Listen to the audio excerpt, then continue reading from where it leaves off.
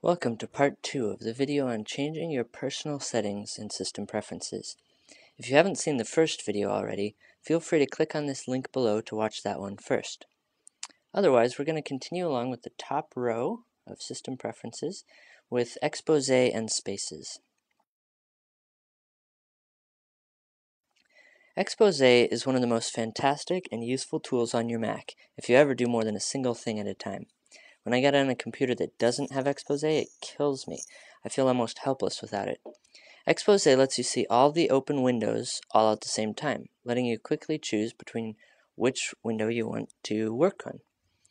It can be used in many different ways, so in this video we're only going to cover the basic idea and setup here, and the exploration is up to you.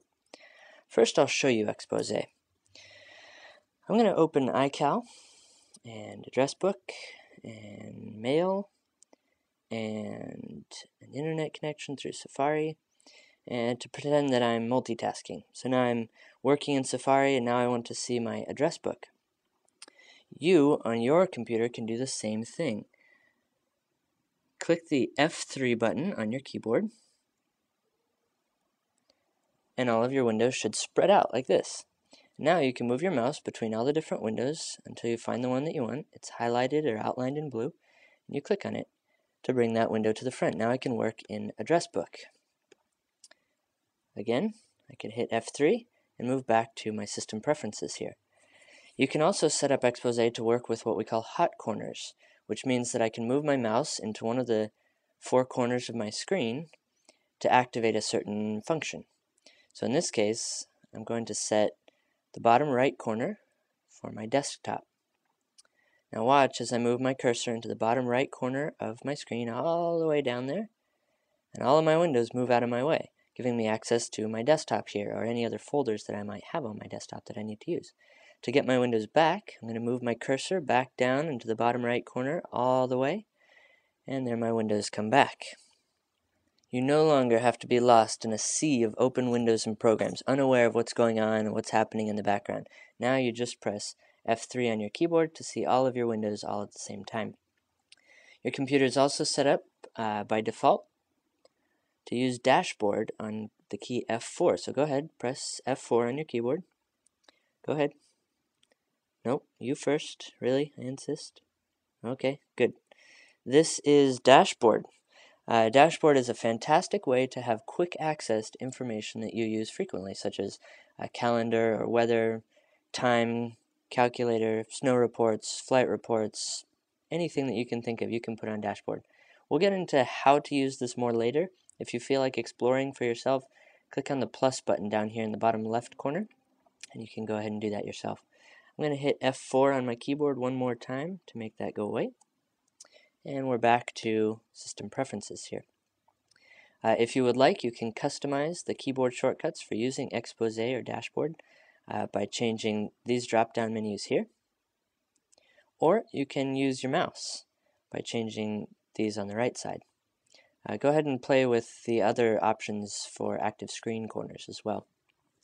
Also, if you have a laptop, a new laptop with the multi-touch trackpad on it, place 4 fingers on your trackpad, slightly spread apart, and swipe all of them down.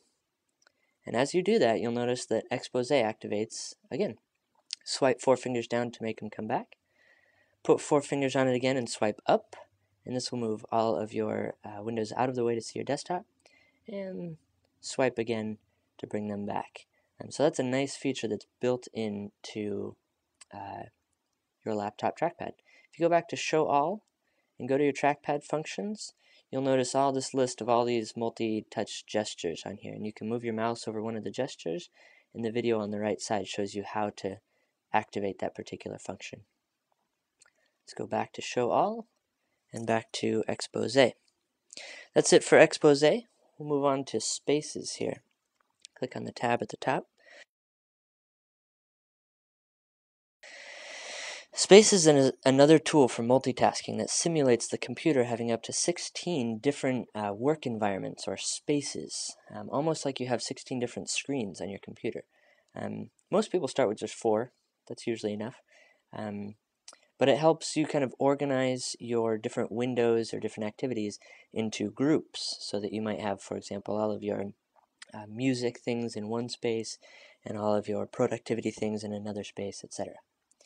So let's enable spaces here at the top, and I'm going to say show spaces in the menu bar as well. And you'll notice that up here on the menu bar in the top right, a new button has appeared. Now, as a quick aside, you may have wondered how to add or change or remove icons from the menu bar up here, because you'll notice I don't really have any. Well, every icon that shows up along the menu bar here on your computer is linked to some system preference panel in here. So for example, date and time, or sound, right?